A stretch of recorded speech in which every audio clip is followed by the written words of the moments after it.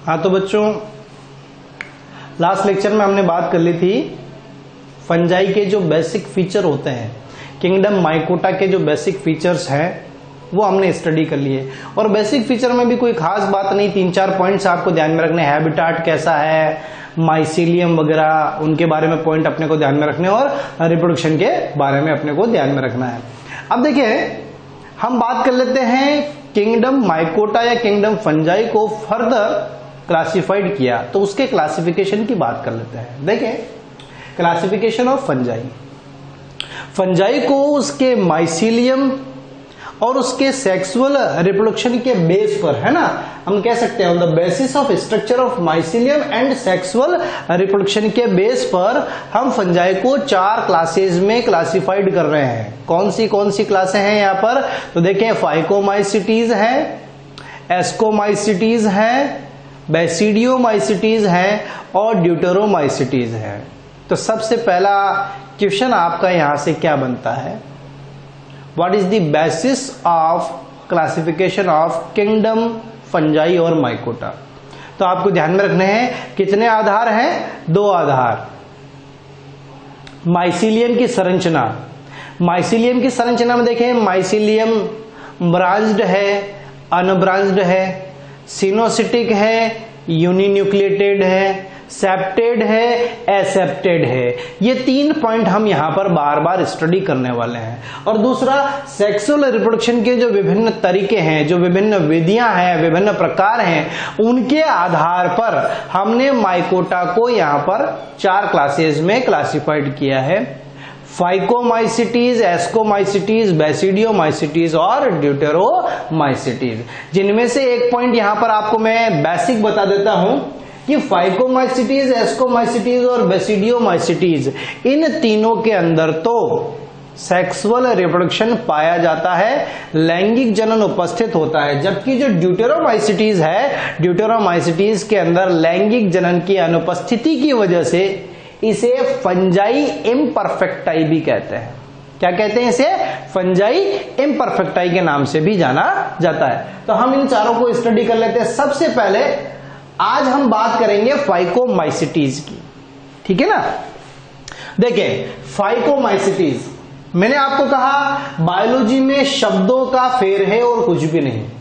आप मीनिंग्स याद कर लेंगे या शब्दों को आप समझना स्टार्ट कर दिया आपने, कोई भी वर्ड आते ही आप उसको तुरंत तोड़कर उसका अर्थ अगर आपने निकालना सीख लिया तो आपके लिए बायोलॉजी बहुत इजी हो जाएगी। और एक एक चीज को अगर आप रटने बैठे हो तो वो आपके लिए थोड़ा सा टिपिकल हो जाएगा। तो मैक्सिमम आप देखें कि शब्द हमारे सामने जब कोई आता है तो उसका अर्थ हम कैसे निकालें, ये आप सीखें। आपको थोड़ा सा टाइम लगेगा, 2-4-5 महीने आपको लगेंगे ये चीज सीखने में कि किसी शब्द को तोड़कर उसका अर्थ कैसे निकाला जाता है। क्योंकि 2-4-5 महीने में जितने चैप्टर होंगे उनमें बहुत सारे वर्ड्स आ चुके होंगे, बहुत सारे मीनिंग्स आ चुके होंगे। तो जब आपको मीनिंग्स के मीन्स पता चलने लगेंगे तब आपको अपने आप इन वर्ड्स में इंटरेस्ट आने लगेगा कि हाँ ऐसा नया वर्ड, इस वर्ड का क्या मीन हो सकता है। तो देखें हम यहां पर बात कर लेते हैं। देखें फाइकोमाइसिटीज। अब देखिए फाइकोमाइसिटीज में इस वर्ड को हमने 2 पार्ट में तोड़ दिया। एक है आपका फाइको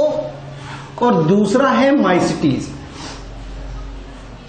फाइको वर्ड किसको रिप्रेजेंट करता है? तो फाइको वर्ड रिप्रेजेंट करता है फाइको। फाइको वर्ड का मतलब होता है एल्गी। ध्यान में रखेंगे।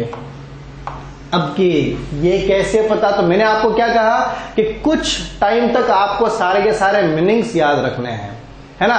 जैसे मैं अभी आपको एक एग्जांपल बता देता हूं कि ये फाइको वर्ड एल्गी के लिए क्यों रिप्रेजेंट है। तो बायोलॉजी की या बॉटनी की जिस ब्रांच में हम एल्गी को स्टडी करते हैं उसको फाइकोलॉजी बोलते हैं। लॉजी का मतलब आपको पता है, टू स्टडी, अध्ययन करना, और फाइको का मतलब फर्दर आ गया वापस यहाँ पर एल्गी।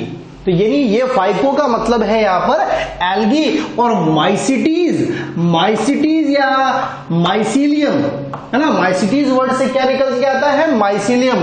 और माइसीलियम किसके अंदर? फंजाई के अंदर प्रेजेंट होता है। यानी ऐसी फंजाई जो एल्गी के समान हैबिटाट रखती है, ऐसी फंजाई जो एल्गी के समान हैबिटाट रखती है, एल्गी के समान आवास रखती है। एल्गी के आवास की खास बात क्या? जलीय आवासों के अंदर आपको मिलेगी ना। एल्गी कहां मिलती है? जहां पर जल पाया जाता है वहां एल्गी आपको देखने को मिलेगी। तो यानी ऐसी फंजाई जो जलीय आवास में डेवलप होती है, ग्रो करती है, पाई जाती है, उसे हम क्या कहते हैं? उसे हम किस में सम्मिलित करते हैं? उसे हम फाइकोमाइसीटीज के मेंबर्स में इंक्लूड कर रहे हैं, ठीक है ना। तो फाइकोमाइसीटीज का मतलब आपको समझ में आया। इसीलिए हम फाइकोमाइसीटीज को एल्गल फंजाई के नाम से भी जानते हैं। इसका दूसरा नाम एल्गल फंजाई क्यों कहते हैं आपको बता ही दिया। सबसे पहले विकसित होने वाली जो फंजाई है वो इस प्रकार की है, तो आप इसे लोअर फंजाई भी कह सकते हैं। क्या कह सकते हैं? लोअर फंजाई, ठीक है ना। एवोल्यूशन के बेस पर आप देखें तो सबसे पहले इवॉल्व जो विकसित होती है, सबसे पहले जिसका विकास होता है उसे हम लोअर कहेंगे। तो यहां पर ये लोअर आपकी फंजाई हो गए। उसके बाद में देखें, हमको यहां पर मेनली सारे क्लासेस के अंदर, चाहे वो फाइकोमाइसीटीज हो, चाहे वो एस्कोमाइसीटीज हो, चाहे वो बेसिडियोमाइसीटीज हो, और चाहे वो ड्यूटेरोमाइसीटीज हो, चारों क्लासेस में हमको मेनली जो कंसंट्रेट करना है वो 4 पॉइंट्स के ऊपर। सब में 4 ही पॉइंट्स आप स्टडी करने वाले हैं। वो 4 पॉइंट्स कौन कौन से हैं? देखें, एक तो आपको हैबिटाट स्टडी करना है, आवास कैसा होता है। दूसरा आपको स्टडी करना है स्ट्रक्चर ऑफ माइसीलियम, जो मैंने आपको बता दिया कि क्लासिफिकेशन का एक मेन पॉइंट है आपका। माइसीलियम कैसा दिखता है, उसका स्ट्रक्चर कैसा होता है। तीसरी बात करें तो तीसरा आ जाता है आपका रिप्रोडक्शन, है ना। और मेनली रिप्रोडक्शन में भी कौन सा? सेक्सुअल। लेकिन हम यहां पर दोनों प्रकार के रिप्रोडक्शन की बात करेंगे कि भाई एसेक्सुअल रिप्रोडक्शन किसके थ्रू होता है और सेक्सुअल रिप्रोडक्शन के सेक्सुअल जो रिप्रोडक्शन है वो किसके थ्रू होता है। तो ये तो 3 पॉइंट हुए। मैंने अभी आपको कहा कितने पॉइंट्स याद रखने? 4। चौथा होगा इनके सारे के सारे एग्जाम्पल विद इकोनॉमिक इंपोर्टेंस, है ना। तो यानी प्रत्येक क्लास में आपको खाली 4 बिंदुओं को अध्ययन करना है: habitat, structure of mycelium, reproduction and example. चलिए बात कर लेते हैं आवास की। तो जो फाइकोमाइसीटीज के मेंबर हैं उनमें आवास, तो आवास में भी हमने पहला पॉइंट तो यहां पर स्टडी कर लिया था कि इनको एल्गल फंजाई कहते हैं, क्योंकि ये जलीय आवास में विकसित होते हैं। किस प्रकार के आवास में? जलीय आवास में विकसित होते हैं। दूसरा आप ध्यान में रखिए, सड़ी गली जो लकड़ी है उनके ऊपर ये ग्रो करते हैं। और कुछ कवक जो है आपकी फाइकोमाइसीटीज के कुछ मेंबर जो हैं वो पादपों पर अविकल्पी परजीवी के रूप में रहते हैं। कैसे होते हैं? अविकल्पी परजीवी के रूप में, यानी जिनके पास में और कोई विकल्प नहीं होता है, वो पादपों के ऊपर ही क्या करते हैं? ग्रो करते हैं।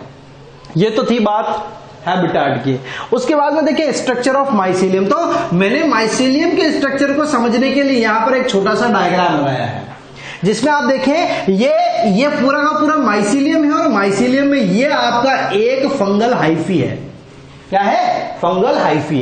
अब देखिए फंगल हाइफी की 3 कैरेक्टरिस्टिक्स आपको ध्यान में रखनी है। ये सिनोसिटिक होते हैं। सिनोसिटिक का मतलब क्या होता है आपको पता है? सिंसिशियल कंडीशन हम किसको बोलते हैं? Syncytial condition. सिंसिशियल कंडीशन में जब कोशिका द्रव्य विभाजन नहीं होता है, कैरियोकाइनेसिस हो जाता है, साइटोकाइनेसिस नहीं होता है, तब कौन सी कंडीशन डेवलप होती है? सिनोसिटिक कंडीशन डेवलप होती है। इसका मतलब होता है मल्टी न्यूक्लिएटेड कंडीशन। कौन सी कंडीशन है ये? Multi nucleated. हिंदी में आप कह सकते हैं बहु केंद्र की अवस्था। तो जब कोशिका विभाजन चलता है और कोशिका विभाजन के दौरान केंद्रक विभक्त तो हो जाता है, लेकिन कोशिका द्रव्य विभाजन यानी साइटोकाइनेसिस की प्रोसेस कंप्लीट नहीं होती है। तो उस दौरान एक कोशिका में एक से अधिक केंद्रक उपस्थित होंगे। तो यहां पर पहली चीज आपको ध्यान में रखनी है कि फाइकोमाइसीटीज के अंदर जो माइसीलियम या जो फंगल हाइफी है वो कैसी होती है? सिनोसिटिक होती है। दूसरा, सिनोसिटिक है इट मींस यहां पर कोई सेप्टा प्रेजेंट नहीं है, एसेप्टेड है। अब देखो कि जैसे हम यहां पर डायग्राम बना लेते हैं, ये एक फंगल हाइफी है और ये इस फंगल हाइफी के अंदर ये न्यूक्लियस, ये न्यूक्लियस, ये न्यूक्लियस, ये न्यूक्लियस, और ये इसका कोशिका द्रव्य है। ये इसका क्या हो गया, कोशिका द्रव्य। अब देखिए इस एक कोशिका द्रव्य, इस एक कोशिका के कोशिका द्रव्य में बहुत सारे न्यूक्लियस एक साथ उपस्थित हैं। इसी अवस्था को तो आप सिनोसिटिक कहते हैं। और एसेप्टेड का मतलब इनके बीच में कोई सेप्टा प्रेजेंट नहीं। अगर सेप्टा प्रेजेंट होगा, देखो मान लो मैं ये सेप्टा बना लेता हूं, ये एक सेप्टा, ये दो सेप्टा, ये तीन सेप्टा, फिर तो ये मल्टी सेलुलर स्ट्रक्चर हो गया और यूनिन्यूक्लिएटेड कंडीशन हो गई, यानी ये अब सिनोसिटिक कंडीशन नहीं रही। तो ध्यान में रखें, ये जो होते हैं ना, ये सेप्टा क्या होते हैं, फाइकोमाइसिटीज के मेंबर में एब्सेंट होते हैं और इसी की वजह से सिनोसिटिक कंडीशन होती है। और दूसरा, इस माइसीलियम में कोई ब्रांचिंग नहीं होती है, अनब्रांच्ड हाइफी आपको नॉर्मली देखने को मिलती है।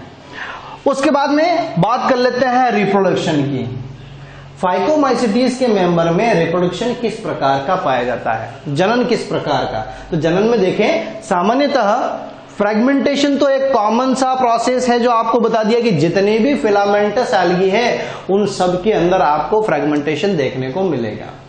उसके बाद में हमने बडिंग वगैरह की भी बात की, तो वेजिटेटिव रिप्रोडक्शन एक कॉमन मेथड है। लेकिन मेनली बात करें एसेक्सुअल और सेक्सुअल, तो एसेक्सुअल के लिए भी कुछ विशिष्ट बीजाणु होते हैं और सेक्सुअल रिप्रोडक्शन के लिए भी कुछ विशिष्ट बीजाणु पाए जाते हैं।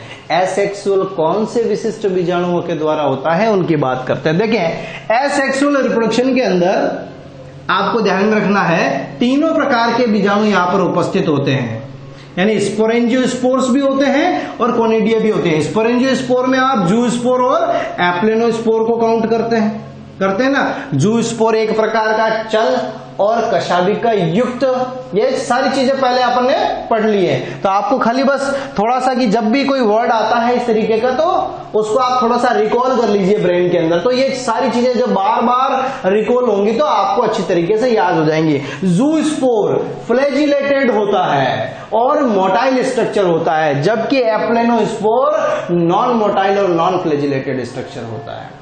दोनों जूस्पोर और एप्लेनोस्पोर का जो ओरिजिन है वो एंडोजीनसली होता है, अंतर्जात उत्पत्ति होती है, स्पोरेंजिया के अंदर बनते हैं, जबकि कोनिडिया जो है वो एक्सोजीनसली डेवलप होता है और जो आपका कोनिडियोफोर है उसके ऊपर डेवलप होता है। ठीक है ना।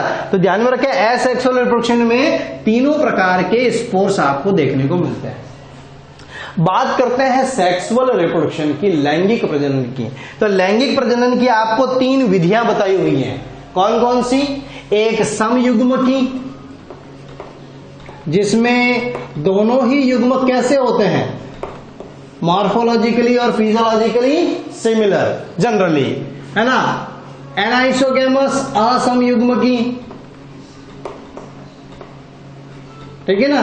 और तीसरा आ जाता है अंड युग्म की। तो तीनों प्रकारों की हम बात कर चुके हैं पहले भी। तो यहां पर तीन प्रकार के आपको सेक्सुअल रिप्रोडक्शन देखने को मिलते हैं, ठीक है ना। मेथड नहीं है, प्रकार है ये, ठीक है। उसके बाद में देखें कि लैंगिक जनन के आधार पर हम फाइकोमाइसिटीज को फर्दर दो सब क्लासेस के अंदर क्लासिफाइड करते हैं। अब ये चीज आपके एनसीईआरटी में नहीं है, लेकिन ये थोड़ा सा लिंक रखती है आपके सिलेबस से, इसलिए। तो लैंगिक जनन के आधार पर जो फाइकोमाइसिटीज है वो फाइकोमाइसिटीज को आप फर्दर दो सब क्लासेस में क्लासिफाइड कर सकते हैं। एक आ जाता है oomaicities और दूसरा आ जाता है zygomaicities। मैं इन दोनों के बीच में डिफरेंस करते हुए आपको बता रहा हूं ताकि इजी वे में याद हो जाएगा। फिर हम क्या करेंगे, oomaicities के एग्जांपल्स को अलग स्टडी करेंगे और zygomaicities के एग्जांपल्स को अलग से स्टडी कर लेंगे। तो टोटल आपके फाइकोमाइसिटीज के सारे एग्जांपल भी आ जाएंगे और एक छोटा सा क्लासिफिकेशन भी कवर हो जाएगा। देखें कि मुख्यतः यहां पर लैंगिक जनन का आधार है, लैंगिक जनन के आधार पर हम बता रहे हैं। तो यहां पर साथ में एसेक्सुअल रिप्रोडक्शन भी अपन ले लेते हैं। oomaicities के अंदर देखो अलैंगिक जनन की प्रक्रिया जूस्पोर और कोनिडिया के द्वारा, इट मीन्स आप कह सकते हो एप्लेनोस्पोर्स इनमें अनुपस्थित होते हैं। एप्लेनोस्पोर जो है वो oomaicities के मेंबर्स में नहीं बनते हैं, जबकि zygomaicities के अंदर आपको केवल और केवल एप्लेनोस्पोर ही देखने को मिलते हैं। जूस्पोर और कोनिडिया आपको जाइगोमाइसिटीज के अंदर देखने को नहीं मिलते हैं। ठीक है। दूसरा पॉइंट, सेक्सुअल रिप्रोडक्शन, लैंगिक जनन। लैंगिक जनन देखें यहां पर गैमेटेंजियल कांटेक्ट के माध्यम से ओमाइसिटीज में, ये दोनों मेथड में आपको बता चुका हूं, गैमेटेंजियल कांटेक्ट और गैमेटेंजियल कॉपुलेशन। तो ओमाइसिटीज के मेंबर में गैमेटेंजियल कांटेक्ट होता है, जबकि जो आपका जाइगोमाइसिटीज के मेंबर हैं उनमें गैमेटेंजियल कॉपुलेशन मेथड के थ्रू सेक्सुअल रिप्रोडक्शन कंप्लीट होता है। और तीसरा पॉइंट आ जाता है कि सेक्सुअल रिप्रोडक्शन का कौन सा टाइप यहां पर पाया जाता है। तो सभी सदस्यों के अंदर, ये पॉइंट ध्यान में रखेंगे आप कि सभी सदस्यों में जितने भी मेंबर हैं, all member have the oogamous type of sexual reproduction, सारे सदस्यों के अंदर अंड युग्मकी प्रकार का होता है। और इसमें कैसा होता है, सभी सदस्यों के अंदर ऑल मेंबर्स सभी सदस्यों में आइसोगैमस प्रकार का आपको क्या देखने को मिलता है, सेक्सुअल रिप्रोडक्शन देखने को मिलता है। तो सिंपल सा था, हमने माइसिलियम के स्ट्रक्चर और सेक्सुअल रिप्रोडक्शन के बेस पर 4 category, 4 classes, phycomycetes, ascomycetes, basidiomycetes और ड्यूटेरोमाइसिटीज। फाइकोमाइसिटीज की बात कर रहे हैं, एल्गल फंजाई बोलते हैं इसको, जलीय आवास में पाई जाती है, इसलिए लोअर फंजाई भी अपन इसको कह सकते हैं। हैबिटेट आपको ध्यान में रखना है, स्ट्रक्चर ऑफ माइसिलियम में आपको 3 विशेषताएं, सिनोसिटिक होती है, एसेप्टेड होती है और अनब्रांच्ड होती है। ठीक है ना।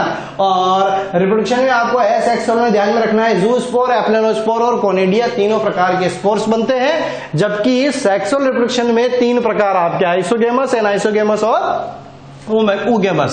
फर्दर हमने क्लासिफाइड किया ओमाइसिटीज और जाइगोमाइसिटीज। ओमाइसिटीज में है सेक्सुअल रिप्रोडक्शन जूस्पोर और कोनिडिया के थ्रू, यहां पर एप्लेनोस्पोर्स के थ्रू होता है। और यहां पर गैमेटेंजियल कांटेक्ट, यहां पर गैमेटेंजियल कॉपुलेशन, और यहां पर oogamous टाइप का है तो यहां पर आइसोगैमस टाइप का होता है। तो इस प्रकार से आपको ये फाइकोमाइसिटीज के कैरेक्टरिस्टिक्स ध्यान में रखने हैं। अब हम बात कर लेते हैं एग्जाम्पल्स की।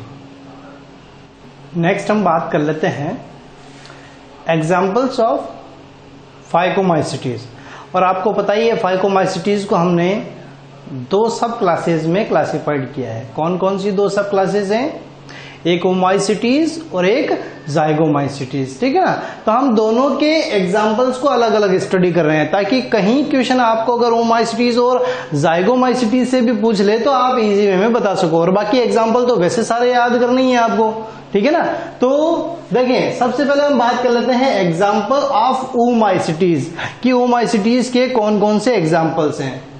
तो उसमें सबसे पहला एग्जाम्पल है आपका फाइटोप्थोरा इन्फेस्टिंस। क्या है, फाइटोप्थोरा इन्फेस्टिंस। अगर आपको इंग्लिश में याद रखने में दिक्कत आती है आप इसको हिंदी में एज इट इज लिख लें, फाइटोप्थोरा इन्फेस्टिंस। ठीक है ना।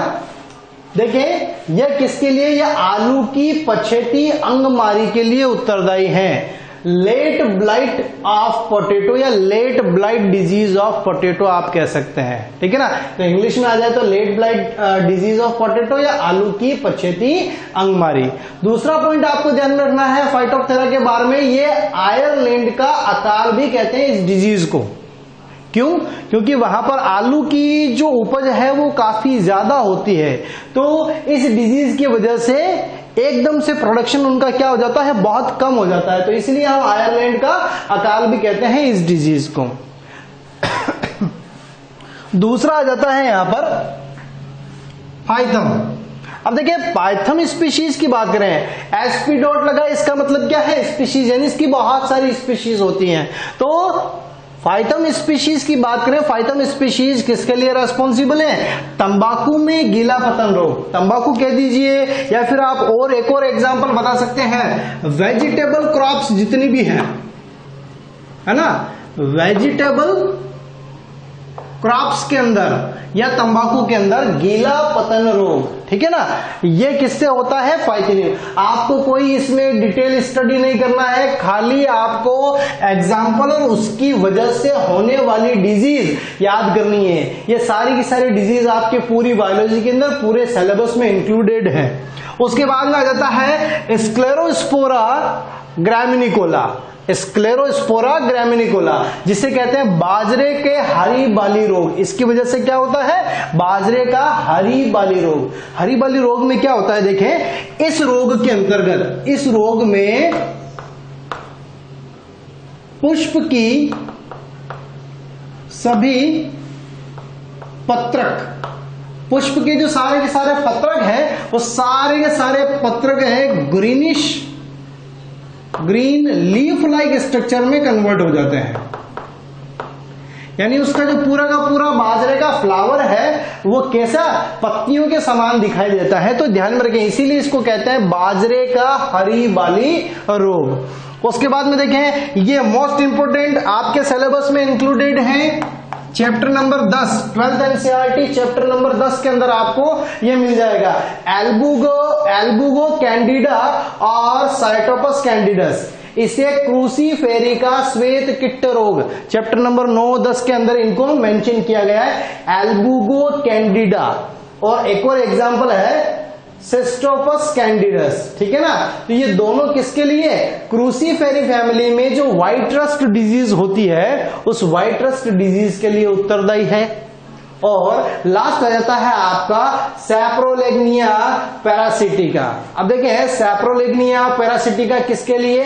तो ये मछलियों में होने वाली जो सैल्मन डिजीज है उसके लिए उत्तरदायी है। तो आपको ये डिजीज का नाम नहीं पूछे, लेकिन आपको यह पूछा जा सकता है कि मछलियों में होने वाली साल्मन डिजीज है, कवक जनित है, जीवाणु जनित है, विषाणु जनित है या प्रोटोजोआ जनित है। तो आपको ध्यान में रखना है कवक जनित रोग है। अब आपको जरूरी नहीं है ये एग्जाम्पल पूछे कि कौन से कवक के माध्यम से होता है, तो सैप्रोलेग्निया पैरासिटिका जरूरी नहीं है नाम पूछे, लेकिन आपको यह पता होना चाहिए सैल्मन डिजीज किसकी वजह से हो रही है, कवक की वजह से। व्हाइट रस्ट ऑफ क्रूसीफर अगर हो रहा है तो किसकी वजह से? फंजाई की वजह से। बाजरे की हरी बाली रोग अगर हो रहा है तो वो किसकी वजह से? फंजाई। तो यानी कौन सी डिजीज विषाणु जनित है, कौन सी जीवाणु जनित है, कई बार ये क्वेश्चन भी पूछा जाता है नीट के अंदर। तो आपको इसलिए ये सारे डिजीज के नाम ध्यान में रखने हैं। उसके बाद में बात कर लेते हैं एग्जाम्पल ऑफ जाइगोमाइसिटीज। जाइगोमाइसिटीज में देखें, पहला एग्जांपल आ जाता है आपका पिलोबोलस। जो पिलोबोलस है उसे हैट थ्रोअर के नाम से भी जानते हैं और इसे फंगल शॉटगन भी कहते हैं। अब हैट थ्रोअर कैसे? जैसे मान लीजिए सिर से हैट निकाली और ऐसे फेंक दी, सिर से हैट निकाली और फेंक दी, शीर्षस्थ भाग पर, सिर पर मैं कह रहा हूं, सिर से हैट निकाली। इट मींस क्या है? ध्यान में रखें, फंगल हाइफी के शीर्षस्थ सिरे पर स्पोरेंजिया पाए जाते हैं और ये स्पोरेंजिया को क्या करते हैं? फेंकते हैं। बीजाणुओं को रिलीज करने के लिए, स्पोर्स को रिलीज करने के लिए स्पोरेंजिया को डिस्चार्ज करते हैं फेंक कर। तो देखें, डिस्चार्ज स्पोरेंजियम है ना, स्पोरेंजियम को क्या कहता था? बीजाणु धानी को फेंक कर डिस्चार्ज किया जाता है, इसीलिए हम इन्हें क्या कहते हैं? हेट थ्रोवर के नाम से जानते हैं। इन्हें फंगल शॉटगन के नाम से भी जाना जाता है। दूसरा आ जाता है, ये आपका एनसीईआरटी का एग्जांपल है most important, Rhizopus and Mucor. देखो इंटरेस्टिंग बात क्या है, कंफ्यूजन कहां होता है। क्वेश्चन में आपको दे दिया कॉमन ब्रेड मोल्ड कौन सा है, उसमें दोनों ऑप्शन होंगे, राइजोपस भी होगा, म्यूकर भी होगा, है ए और बी दोनों, और इनमें से कोई नहीं। तो आपको ध्यान में रखना है, राइजोपस जो है उसे कॉमन ब्रेड मोल्ड के नाम से जाना जाता है। किस नाम से जाना जाता है? कॉमन ब्रेड मोल्ड के नाम से जाना जाता है। जबकि राइजोपस और म्यूकर दोनों को सम्मिलित रूप से हम क्या कहते हैं? Bread mould. दोनों ही रोटी कवक है। ब्रेड मोल्ड का मतलब क्या होता है? रोटी कवक या ब्रेड कवक आप कह सकते हैं, ठीक है ना, जो रोटी के ऊपर उगती है, ब्रेड के ऊपर उगती है, इसलिए हम इसको रोटी कवक कहते हैं। और उसमें सबसे सामान्य प्रकार की कौन सी है? तो राइजोपस है। दोनों के डायग्राम आपको आइडेंटिफाई करने आने चाहिए। राइजोपस का डायग्राम ये रहा, कुछ इस प्रकार का दिखाई देगा, जिसमें एक बंच से निकलते हुए आपको दिखेंगे। और जब आपको अलग अलग माइसीलियम दिख जाएंगे, फंगल हाइफी अलग अलग दिखेंगे, और प्रत्येक फंगल हाइफी के ये जो टॉप पोर्शन है उस पर आपको स्पोरेंजिया, जिस फंगल हाइफी पर स्पोरेंजिया प्रेजेंट होता है उसको आप क्या कहते हैं? उसको आप कहते हैं स्पोरेंजियोफोर। क्या कहते हैं, स्पोरेंजियोफोर। तो ये आपका स्पोरेंजियोफोर, इसके ऊपर स्पोरेंजिया, और स्पोरेंजिया में क्या लगे हुए हैं, स्पोर्स या बीजाणु लगे हुए हैं। तो ये इतने से एग्जाम्पल हैं आपके ओमाइसिटीज और जाइगोमाइसिटीज के। नेक्स्ट हम बात करेंगे जो आपका नेक्स्ट क्लास है एस्कोमाइसिटीज उसकी।